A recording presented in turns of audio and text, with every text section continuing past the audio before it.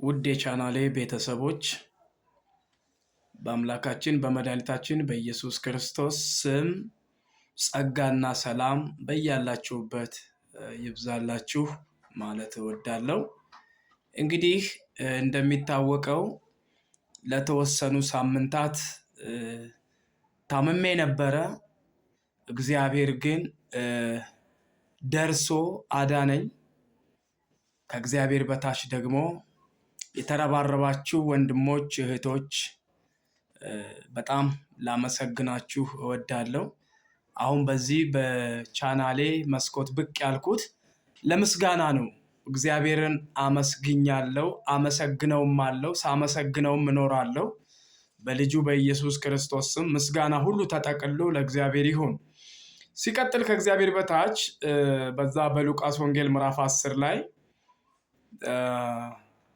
ሌዋዊውና ካህኑ ለዚያ በሞትና በሕይወት መካከል ሽፍታዎች ወንበዴዎች ጥለውት እንደሄዱት አይነት ሰው ገለል ብላችሁ አይታችሁኝ ያላለፋችሁ እንደ ሳምራዊው ያቅማችሁን በጎና መልካም ነገር ያደረጋችሁልኝ ከምንም በላይ ጉልበታችሁ ተንበርክኮ በእግዚአብሔር ፊት ያነባችሁ የጸለያችሁልኝ እህት ወንድሞቼ ወገኖቼ፣ ሲቀጥል ደግሞ ባላችሁ አቅም በገንዘብ አቅም የተረባረባችሁልኝ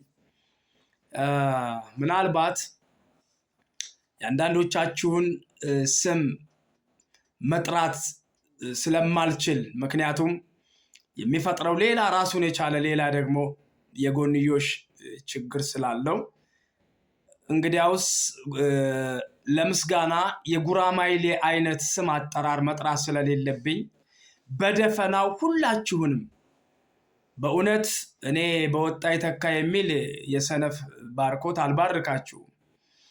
በእኔ ላይ በዘራችሁት ልክም አልልም፣ 100 እጥፍ የዘራችሁት ዘራችሁ ይብቀል። በእውነት በጌታ በኢየሱስ ስም በማገለግለው አምላኬ በእግዚአብሔር ስም ተባርካችሁ ቅሩ። ዘመናችሁ ይባረክ። በጤና ተባረኩ። በመውጣት በመግባት ተባረኩ። በአገልግሎት ተባረኩ። በቢዝነሳችሁ ተባረኩ። በትዳራችሁ ተባረኩ።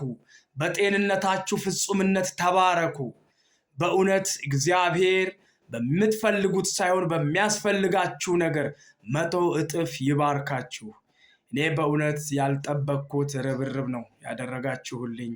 በአካል ሆስፒታል ድረስ ሚኒሊክ ሆስፒታል ድረስ መታችሁ የጠየቃችሁኝ፣ እንዲሁም ደግሞ በጎረቤት በሰፈር በግል ሆስፒታልም ተኝቼ በነበረበት ሰዓት ላይ መታችሁ የጎበኛችሁኝ፣ ጌታ እግዚአብሔር በነገር ሁሉ ይጎብኛችሁ።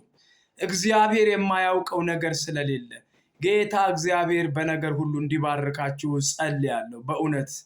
ስለዚህ አገር ነው የተነቃነቀው፣ ከጫፍ እስከ ጫፍ ነው የተነቃነቀው። በጥቂቱ ለአንድ 2 ሳምንት ያክል ስልኬን ሁሉ ዘግቼ በምከፍትበት ሰዓት ብዙ ሰዎች ደውላችሁ እንደነበረ አይቻለሁ። በወቅቱ ትንሽ ልቤንም ይደክመኝ ስለነበረ ብዙ ማውራትም ሳይሆን ከናካቴው ማውራትንም ውስጤ ስለሚከብደው ለዛ ነው ምናልባት ስልክ ያልመለስኩላችሁ ወገኖቼ። በእውነት በጌታ ምሕረትና ፍቅር ትረዱኛላችሁ ብዬ አስባለሁ። ደግሜ ላለው ጌታ እግዚአብሔር ይባርካችሁ። በመውጣት በመግባት ተባረኩ። በገጠር በከተማ ተባረኩ። በክረምት በበጋ ተባረኩ።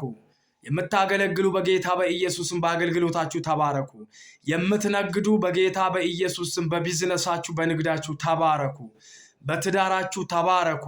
ያላገባችሁ ደግሞ ጌታ እግዚአብሔር ምቹና ጤናማ የሆነ እግዚአብሔር የወደደው የትዳር አጋር እንዲሰጣችሁ በጌታ በኢየሱስም ጸልያለሁ። በትዳር ተባረኩ። በእውነት ምን እላለሁ፣ ከውጭ ሀገር እስከ ሀገር ውስጥ በእኔ ዙሪያ በጤንነቴ ዙሪያ የተረባረባችሁ ጌታ እግዚአብሔር ይባርካችሁ። ደግሞ ልትረዱኝ አቅም ያጣችሁ በጌታ በኢየሱስ 100 እጥፍ እግዚአብሔር አቅም ይሁናችሁ።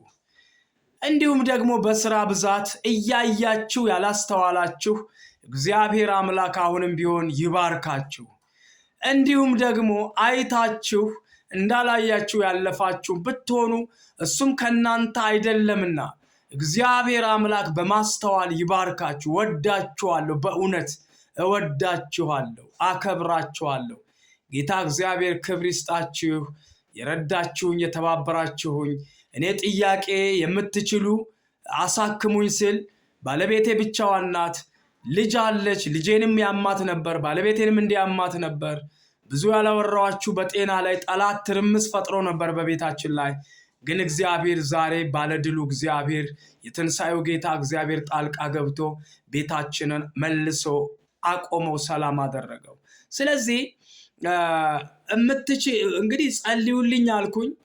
የምትችሉ ደግሞ አሳክሙኝ ስላችሁ ደግፋችሁ፣ በቅርብ ያላችሁ ደግፋችሁ እንድታሳክሙኝ በጣም ውስጤ ምኞቴ ፍላጎቴም ነበረ።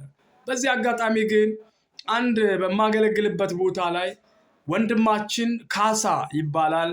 በጣም እሱ ሆስፒታል፣ ሚኒሊክ ሆስፒታል ቀን ከሌት በየአንድ ሰዓት ልዩነት ደሜ ሲመረመር፣ በየ2 ሰዓት ልዩነት ሽንት ሲመረመር፣ በዚህ ሁሉ ያለ እንቅልፍ ከኔ ጋር መከራውን እያየ በጣም አሳከመኝ።